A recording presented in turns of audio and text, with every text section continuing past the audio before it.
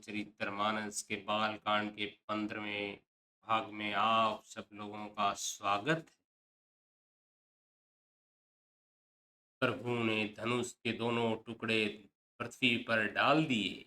यह देखकर सब लोग सुखी हुए। विश्वामित्र मित्र रूपी पवित्र समुद्र में जिनमें प्रेम रूपी सुंदर अथाह जल भरा है, राम रूपी पूर्ण चंद्रमा देखकर पुलकाव वाली रूपी भारी लहरें पड़ने लगी। आकाश में बड़े जोर से नगाड़े बजने लगे। देवंगनाएं गान करने नाचने लगी। ब्रह्मा आदि देवता सिद्ध और मुनीश्वर लोग प्रभु की प्रशंसा कर रहे हैं और आशीर्वाद दे रहे हैं। वो रंग बिरंगे फूल और मालाएं बरसा रहे हैं। किन्नर लोग रसीले गीत गा रहे हैं। सारे ब्रह्मांड में जय जयकार की ध्वनि छा गई है, जिसमें धनुष टूटने की ध्वनि जान ही नहीं पड़ती। जहां तहां स्त्री पुरुष प्रसन्न होकर कह रहे हैं कि श्री रामचंद्र जी ने शिव जी के भारी धनुष को तोड़ डाला। हीर बुद्धि वाले भाट मगध और सूत लोग विरुद्धा वाली कृति का बखान कर रहे हैं। सब लोग घोड़े हाथी धन मणि और वस्त्र नछावर कर रहे हैं। झांझ मृदंग शंख शहनाई भेरी ढोल और सुहावने नगाड़े आदि बहुत प्रकार के सुंदर बाजे बज रहे हैं। जहां तहां युवतियां मंगल गीत गा रही हैं। सखियों सहित रानी अत्यंत हर्षित हुई, मानो सूखते हुए धान पर पानी पड़ गया हो। जनक जी ने सोच त्याग कर सुख प्राप्त किया, मानो तैरते तैरते थके हुए पुरुष ने थाह पा ली। धनुष टूट जाने पर राजा लोग ऐसे श्रीहीन हो गए जैसे दिन में दीपक की शोभा जाती रहती है। सीता जी का सुख किस प्रकार वर्णन किया जाए, जैसे चाँद की स्वाति का जल पा गई हो। श्री राम जी को लक्ष्मण जी को किस प्रकार देख रहे हैं, जैसे चंद्रमा को चकोर का बच्चा देख रहा हो। तब आनंद जी ने आज्ञा दी और सीता जी ने श्री राम जी के पास गमन किया। साथ में सुंदर चतुर सखियां मंगलाचार के गीत गा रही। सीता जी बाल हंसनी किसी चाल से चली, उनके अंगों में अपार शोभा है। सखियों के बीच में सीता जी ऐसे सुशोभित हो रही है जैसे बहुत सी छवियों के बीच में महाछवि हो। कर कमल में सुंदर जयमाला है, जिसमें विश्व विजय की शोभा छाई हुई है। सीता जी के शरीर में संकोच है, पर मन में परम उत्साह है। उनका यह गुप्त प्रेम किसी को जान नहीं पड़ता। समीप जाकर श्री राम जी की शोभा देखकर राजकुमारी सीता जी की चित्र में लिखी हुई सी रह गई। चतुर सखी ने यह दशा देखकर समझाकर कहा, सुहावनी जयमाला पहनाओ। यह सुनकर सीता जी ने दोनों हाथों से माला उठाई, पर प्रेम की विवश होने से पहनाई नहीं जाती। उस समय उनके हाथ ऐसे सुशोभित हो रहे हैं मानो डंडियों सहित दो कमल चंद्रमा को डरते हुए जयमाला दे रहे हैं। इस छवि को देखकर सखियां गाने लगी। तब सीता जी ने श्री राम जी के गले में जयमाला पहना दी। श्री रघुनाथ जी के हृदय पर जल जयमाला देखकर देवता फूल बरसाने लगे। समस्त राजागण इस प्रकार संकुचा गए मानो सूर्य को देखकर उम्मीदों का समूह सिकुड़ गया हो। नगर और आकाश में बाजे बजने लगे। दुष्ट लोग उदास हो गए और सज्जन लोग सब प्रसन्न हो गए। देवता किन्नर मनुष्य नाग और मुनीश्वर जय जयकार करके आशीर्वाद दे रहे हैं। देवताओं की स्त्रियां नाचती गाती हैं, बार बार हाथों से पुष्पों की अंजलियां छूट रही हैं। जहां तहां ब्राह्मण वेद ध्वनि कर रहे हैं और भाट लोग विरुदावली कुलकीर्ति बखान कर रहे हैं। पृथ्वी पताल और स्वर्ग तीनों लोकों में यश फैल गया है कि श्री रामचंद्र जी ने धनुष तोड़ दिया और सीता जी को वर्ण कर लिया। नगर के नर नारी आरती कर रहे हैं और अपनी पूंजी को भुलाकर निछावर कर रहे हैं। श्री सीताराम जी की जोड़ी ऐसे सुशोभित हो रही है मानो सुंदरता और श्रृंगार रस एकत्रित हो रहे हो। सखियां कह रही है सीते स्वामी के चरण छुओ, किंतु सीता जी अत्यंत भयभीत हुई उनके चरण नहीं छूती। गौतम जी की स्त्री अहिल्या की गति का स्मरण करके सीता जी श्री राम जी के चरणों को हाथों से स्पर्श नहीं कर रही। सीता जी की अलौकिक प्रीति जानकर रघुकुलमणि श्री राम जी मन में हंसे। उस समय सीता जी को देखकर कुछ राजा लोग ललचा उठे। वे दुष्ट कपूत और मूंड राजा मन में बहुत तमतमाए। वे अभागे उठ उठकर कवच पहनकर जहां तहां गाल बजाने लगे।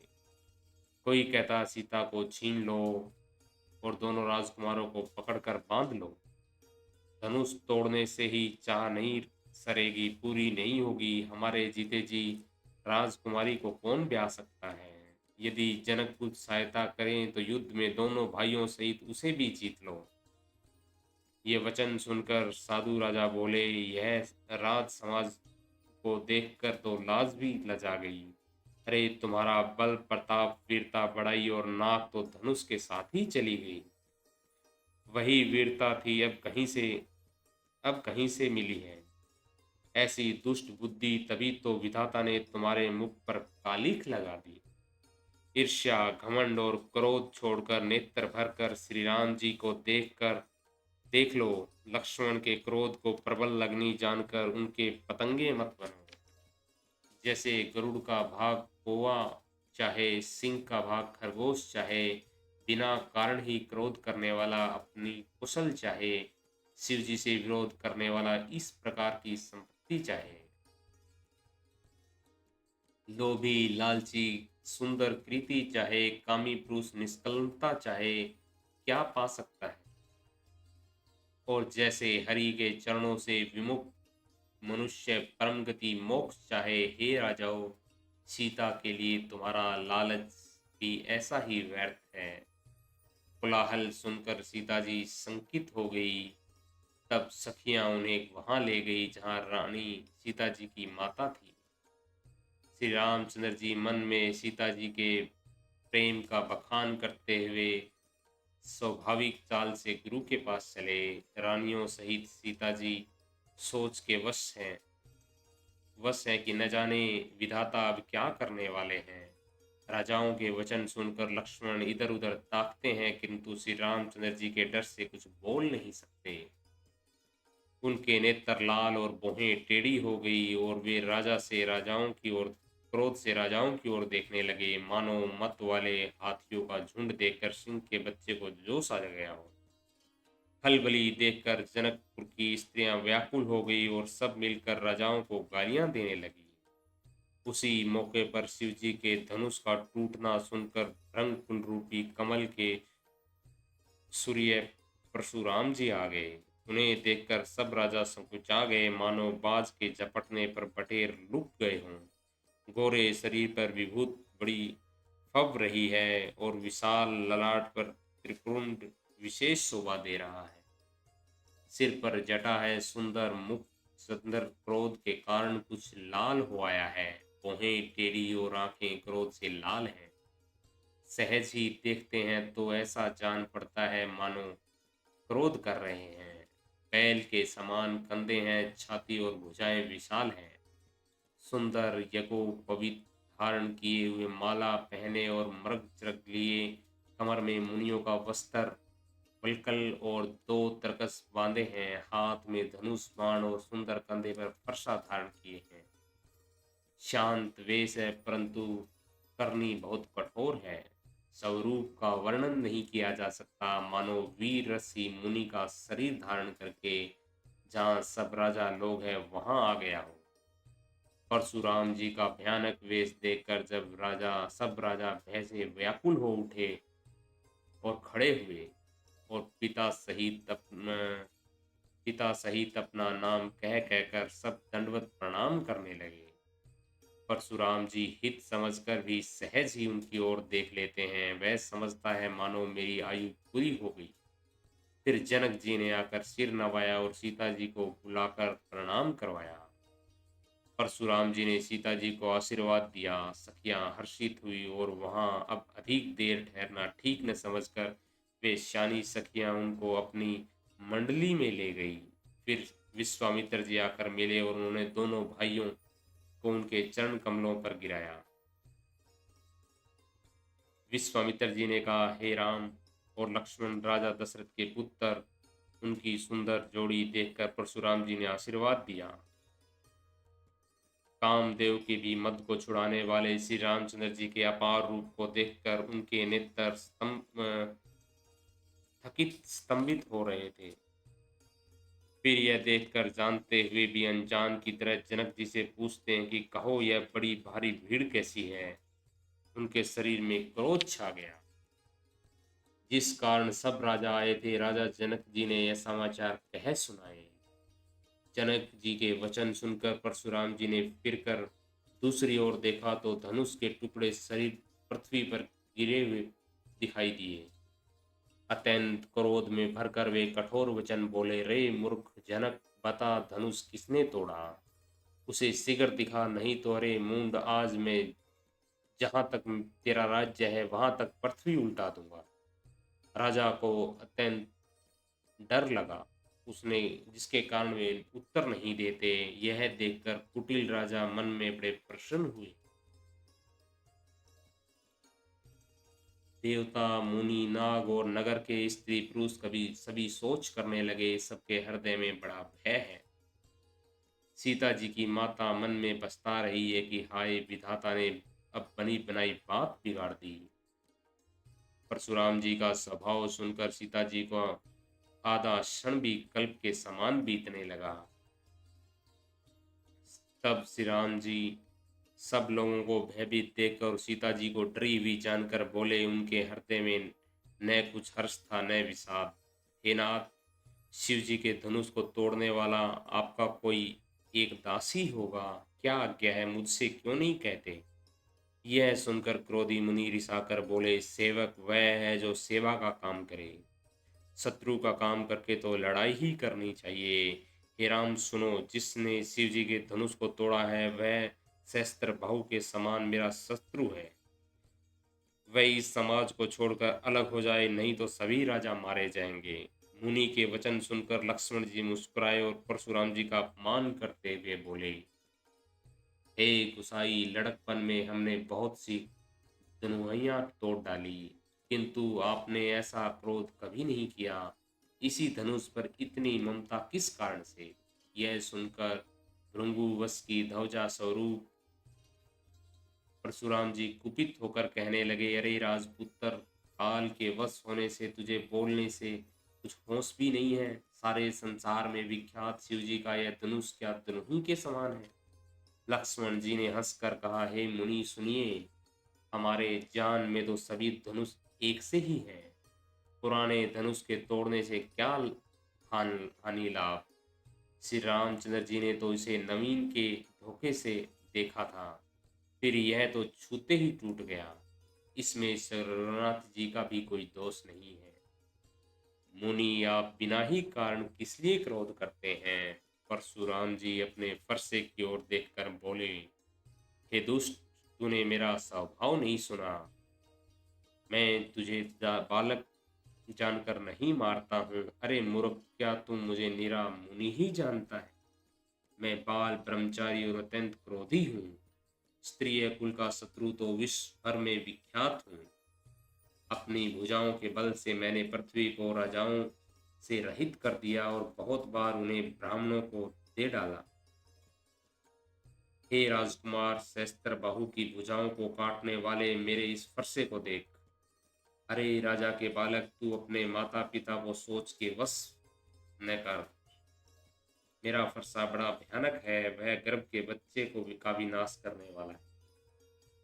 लक्ष्मण जी हंसकर कोमल वाणी से बोले, अहो मुनीश्वर, तो आपने तो बड़ा भारी योद्धा समझते हैं।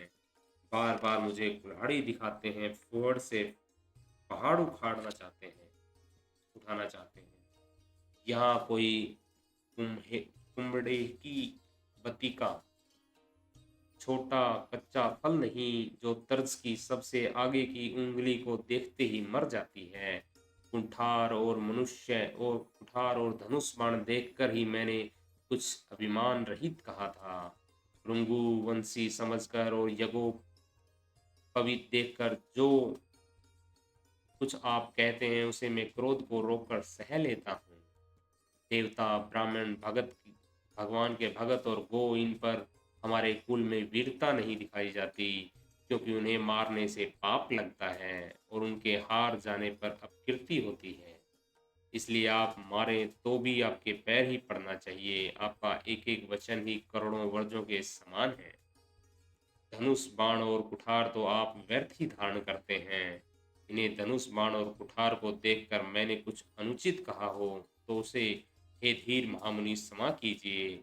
यह सुनकर भृंगु वसमणि परशुराम जी क्रोध के साथ गंभीर वाणी में बोले, हे विश्वामित्र सुनो, यह बालक बड़ा कुबुद्धि और कुटिल है। काल के वंश होकर यह अपने कुल का घातक बन रहा है। यह सूर्य वंश रूपी पूर्ण चंद्रमा का कलंक है। यह बिल्कुल उदंड मूर्ख और निडर है। अभी क्षण भर में यह काल का ग्रास हो जाएगा। मैं पुकार कर कहे देता हूँ, मुझे दोष मत देना। यदि तुम इसे बचाना चाहते हो तो हमारा प्रताप बल और क्रोध बतलाकर इसे मना कर दो। लक्ष्मण जी ने कहा, हे मुनि, आपका सुयश आपके रहते दूसरा कौन वर्णन कर सकता है। आपने अपने ही मुख से अपनी करनी अनेकों बार बहुत प्रकार से वर्णन की है। इतने पर भी संतोष न हुआ तो फिर कुछ कह लीजिए। क्रोध रोक कर असहा दुख मत सहिए। आप वीरता का व्रत धारण करने वाले धैर्यवान और शोभरहित हैं। गाली देते शोभा नहीं पाते। सूरवीर तो युद्ध में करनी करते हैं कहकर अपनों को भी नहीं जानते। शत्रु को युद्ध में उपस्थित पाकर कायर ही आपके प्रताप की डींग मारा करते हैं। आप तो मानो काल को हाँक लगाकर बार बार उसे मेरे लिए बुलाते हैं। लक्ष्मण जी के कठोर वचन सुनते ही परशुराम जी ने अपने भयानक फरसे को सुधार कर हाथ में ले लिया और बोले, अब लोग मुझे दोष न दें। यह कड़वा बोलने वाला बालक मारे जाने योग्य ही है। इसे बालक देखकर मैंने बहुत बचाया, पर अब यह सचमुच मरने को ही आ गया है। विश्वामित्र जी ने कहा, अपराध क्षमा कीजिए। बालक के दोष और गुणों को साधु लोग नहीं गिनते। परशुराम जी बोले, तीखी धार का कुठार में दया रहित और क्रोधी, और यह गुरुद्रोही और अपराध मेरे सामने उत्तर दे रहा है। इतने पर भी मैं उसे बिना मारे छोड़ रहा हूँ। सो हे विश्वामित्र, केवल तुम्हारे शील प्रेम से, नहीं तो मैं इसे उस कठोर कुठार से काट कर थोड़े ही परिश्रम से गुरु से पूर्ण हो जाता। विश्वामित्र जी ने हृदय में हंसकर कहा, मुनि को हरा ही हरा सूझ रहा है। अर्थात सर्वत्र विजय होने के कारण वे श्री राम लक्ष्मण जी को भी साधारण स्त्रिय ही समझ रहे हैं, किंतु यह लोहमयी केवल फौलाद की बनी हुई है। खांड है, उख की रस्सी की खांड नहीं, जो मुंह में लेते ही गल जाए। खेद है, मुनि अब भी बेसमझ बने हुए उनके प्रभाव को नहीं समझ रहे। लक्ष्मण जी ने कहा, हे मुनि, आपके शील को कौन नहीं जानता। यह संसार भर में प्रसिद्ध है। आप माता पिता से तो अच्छी तरह ऋण हो ही गए हैं, अब गुरु का ऋण रहा, जि, जिसका जी में बड़ा सोच लगा। वह मानो हमारे ही माथे कांडा था। बहुत दिन बीत गए, इससे ब्याज भी बहुत बढ़ गया होगा। अब किसी हिसाब करने वाले को बुला लीजिए तो मैं तुरंत थैली खोलकर दे दूं। लक्ष्मण जी के वचन सुनकर परशुराम जी ने कुठार संभाला और सारी सभा हाय हाय करके पुकारने लगी। लक्ष्मण जी ने कहा, हे भृगु श्रेष्ठ, आप मुझे फरसा दिखा रहे हैं, पर हे राजाओं के शत्रु, मैं ब्राह्मण समझकर बचा रहा हूँ। आपको कभी रणधीर बलवान वीर नहीं मिले। हे ब्राह्मण देवता, आप घर ही में पड़े हैं। यह सुनकर अनुचित है कहकर सब लोग पुकार उठे। तब श्री रघुनाथ जी ने इशारे से लक्ष्मण जी को रोक दिया। लक्ष्मण जी के उत्तर से जो आहुति के समान थे, परशुराम जी क्रोध रूपी अग्नि को बढ़ते देखकर रघुकुल सूर्य श्री रामचंद्र जी जल के समान शांत करने वाले वचन बोले। हे नाथ, बालक पर कृपा कीजिए। इस सीधे और दूध मुहे बच्चे पर क्रोध न कीजिए। यदि वह प्रभु का कुछ भी प्रभाव जानता तो क्या वह ने बेसमझ आपकी बराबरी करता। बालक यदि कुछ चपलता भी करते हैं तो गुरु पिता और माता मन में आनंद से भर जाते हैं। अतः इसे छोटा बच्चा और सेवक जानकर कृपा कीजिए। आप तो समदर्शी, सुशील, धीर और ज्ञानी मुनि हैं। श्री राम जी के वचन सुनकर वे कुछ ठंडे पड़े। इतने में लक्ष्मण जी कुछ कहकर फिर मुस्कुरा दिए। उनको हंसते देखकर परशुराम जी के नख से शिखा तक सारे शरीर में क्रोध छा गया। उन्होंने कहा, हे राम, तेरा भाई बड़ा पापी है। यह शरीर से गोरा पर हृदय का बड़ा काला है। यह विस्मुख दुधमुहा नहीं, स्वभाव से ही टेढ़ा है। तेरा स्मरण नहीं करता, तेरे जैसा सीलवाल नहीं है। यह नीच मुझे काल के समान नहीं देखता। लक्ष्मण जी ने हंसकर कहा, हे मुनि सुनिए, क्रोध पाप का मूल है, जिसके वश में होकर मनुष्य अनुचित कर्म कर बैठते हैं और विश्व भर के प्रतिकूल चलते हैं। हे मुनिराज, मैं आपका दास हूँ। अब क्रोध त्याग कर दया कीजिए। टूटा हुआ धनुष क्रोध करने से जुड़ नहीं पाएगा। खड़े खड़े पैर दुखने लगे होंगे, बैठ जाइए। यदि धनुष अत्यंत ही प्रिय हो तो कोई उपाय किया जाए कि किसी बड़े गुणी कारीगर को बुलाकर जुड़वा दिया जाए। लक्ष्मण जी के बोलने से जनक जी डर जाते हैं और कहते हैं, बस चुप रहिए, अनुचित बोलना अच्छा नहीं है। जनकपुर के स्त्री पुरुष थर थर कांप रहे हैं और मन ही मन कह रहे हैं कि छोटा कुमार बड़ा ही खोटा है। लक्ष्मण जी की निर्भय वाणी सुन सुनकर परशुराम जी का शरीर क्रोध से जला जा रहा है और उनके बल की हानि हो रही है, उनका बल घट रहा है। तब श्री रामचंद्र जी पर एहसान जानकर परशुराम जी बोले, तेरा छोटा भाई समझकर मैं इसे बचा रहा हूँ। यह मन का मेला और शरीर का कैसा सुंदर, जैसे विष के रस से भरा हुआ सोने का घड़ा। यह सुनकर लक्ष्मण जी फिर हंसे। तब श्री रामचंद्र जी ने तिरछी नजर से उनकी ओर देखा। उन्होंने लक्ष्मण जी संकुचाकर विपरीत बोलना छोड़कर गुरु जी के पास चले गए। श्री राम जी दोनों हाथ जोड़कर अत्यंत विनय के साथ कोमल और शीतल वाणी में बोले, हे नाथ सुनिए, आप तो स्वभाव से ही सुजान। आप बालक के वचन पर कान न कीजिए, उसे सुना अनसुना कर दीजिए। बर्रे और बालक का एक स्वभाव है, संत जन इन्हें कभी दोष नहीं लगाते। फिर उसने लक्ष्मण ने तो कुछ काम भी नहीं बिगाड़ा है। हे नाथ, आपका अपराधी तो मैं हूँ। अरे हे स्वामी, कृपा, क्रोध, वध और बंधन जो कुछ करना हो दास की तरह दास समझकर मुझ पर कीजिए। जिस प्रकार से शीघ्र आपका क्रोध दूर हो, हे मुनिराज बताइए मैं क्या उपाय करूं।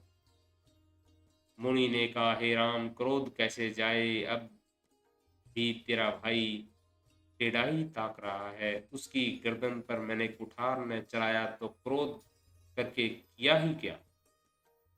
मेरे जिस कुठार की घोर करनी सुनकर राजाओं की स्त्रियों के गर्भ गिर पड़ते हैं, उसी फरसे के रहते मैं उस शत्रु राजपुत्र को जीवित देख रहा हूँ।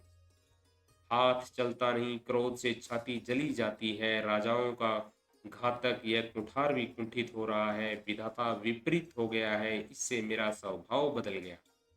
नहीं तो भला मेरे हृदय में किसी समय भी कृपा कैसी। आज दया मुझे उस दुसह दुख का सहा रही है। यह सुनकर लक्ष्मण जी ने मुस्कुराकर सिर नवाया और कहा, आपकी कृपा रूपी वायु भी आपके मूर्ति के अनुकूल ही है। वचन बोलते हैं मानो फूल झड़ रहे हैं। हे मुनि, यदि कृपा करने से आपका शरीर जल जाता है तो क्रोध होने पर शरीर की रक्षा विधाता ही करेंगे। परशुराम जी ने कहा, हे जनक, देख, यह मूर्ख बालक हठ करके यमपुरी में घर निवास करना चाहता है। उसको शीघ्र ही आंखों की ओट क्यों नहीं करते? यह राजपुत्र देखने में छोटा है पर बड़ा खोटा है। लक्ष्मण जी ने हंसकर मन ही मन का आंख मूंद लेने पर कहीं कोई नहीं है। तब परशुराम जी हृदय में अत्यंत क्रोध भरकर श्री राम जी से बोले, अरे सठ, तू शिव जी का धनुष तोड़कर उल्टा हमी को ज्ञान सिखाता है। तेरा यह भाई तेरी ही सम्मति से कटु वचन बोलता है और तू छल से हाथ जोड़कर विनय करता है। या तो युद्ध में मेरा संतोष कर, नहीं तो राम कहलाना छोड़ दे। अरे शिव द्रोही, छल त्याग कर मुझसे युद्ध कर, नहीं तो भाई सहित तुझे मार डालूंगा। इस प्रकार परशुराम जी कुठार उठाए बक रहे हैं और श्री राम जी चंद्र जी सिर झुकाए मन ही मन मुस्कुरा रहे हैं। श्री रामचंद्र जी ने मन ही मन कहा, गुनाह दोष तो लक्ष्मण का और क्रोध मुझ पर करते हैं। कहीं कहीं सीधेपन में भी बड़ा दोष होता है। टेढ़ा जानकर सब लोग किसी की भी वंदना करते हैं। टेढ़े चंद्रमा को राहु भी नहीं ग्रसता। श्री रामचंद्र जी ने कहा, हे मुनीश्वर, क्रोध छोड़िए। आपके हाथ में कुठार है और मेरा यह सिर आगे है। जिस प्रकार आपका क्रोध जाए हे स्वामी, वही कीजिए। मुझे अपना अनुचर जानिए। स्वामी और सेवक में कैसा युद्ध? हे ब्राह्मण श्रेष्ठ, क्रोध का त्याग कीजिए। आपका वीरों का सा वेश देखकर ही बालक ने कुछ कुछ कह डाला था। वास्तव में उसका भी कोई दोष नहीं। आपको कुठार, बाण और धनुष धारण किए देख और वीर समझकर बालक को क्रोध आ गया। वह आपका नाम तो जानता था पर उसको पहचानता नहीं। अपने वंश रघुवंश के स्वभाव के अनुसार उसने उत्तर दिया, यदि आप मुनि की तरह आते तो हे स्वामी, बालक आपके चरणों की धूल सिर पर रखता। अनजाने में की भूल को क्षमा कीजिए। ब्राह्मणों के हृदय में बहुत अधिक दया होनी चाहिए। हे नाथ, हमारी और आपकी बराबरी कैसी? कहिए न, कहाँ चरण और कहाँ मस्तक, कहाँ मेरा राम मात्र छोटा सा नाम, और कहाँ आपका परशुराम सहित बड़ा नाम। हे देव, हमारे तो एक ही गुण धनुष हैं और आपके परम पवित्र सम, दम, तप, सोच, क्षमा, सफलता, ज्ञान, विकास और आस्तिकता है। 9 गुण हम तो सब प्रकार से आपसे हारे हैं।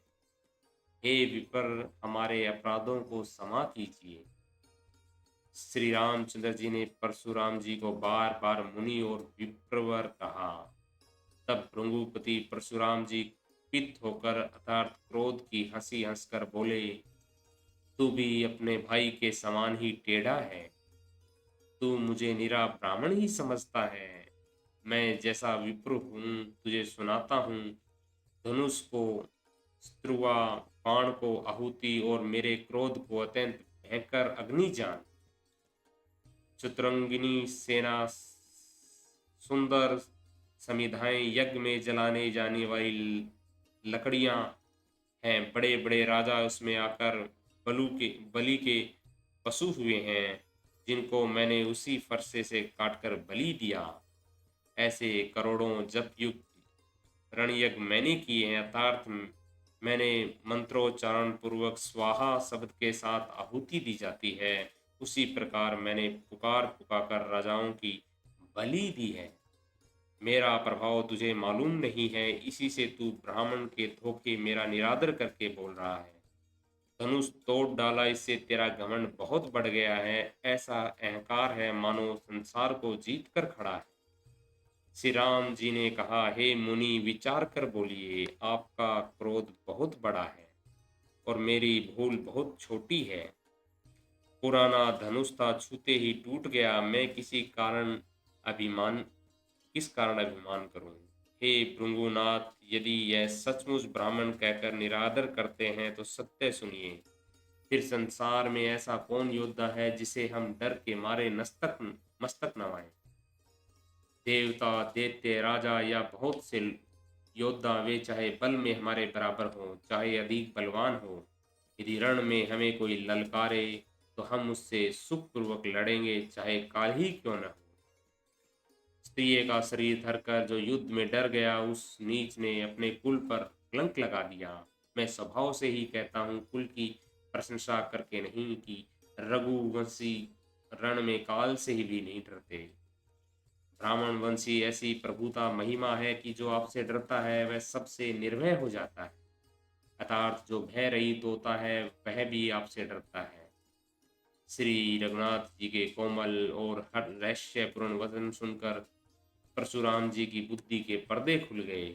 परशुराम जी ने कहा, हे राम, हे लक्ष्मीपति, धनुष को हाथ में अथवा लक्ष्मीपति विष्णु का धनुष लीजिए और उसे खींचिए, जिससे मेरा संदेह मिट जाए।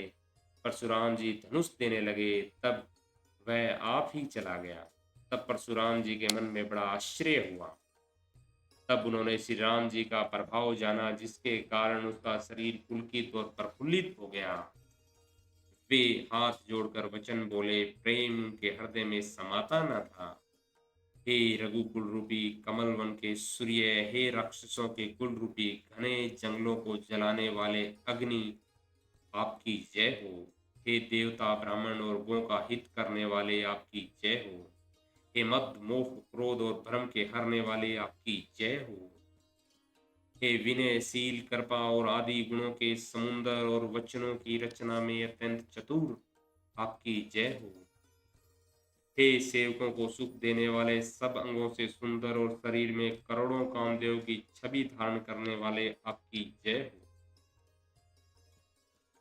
मैं एक मुख से आपकी क्या प्रशंसा करूं। हे महादेव जी के मन रूपी मान सरोवर के हंस, आपकी जय हो। मैंने अनजान में आपको बहुत से कुछ अनुचित वचन कहे। हे समा के मंदिर, दोनों भाई मुझे क्षमा कीजिए।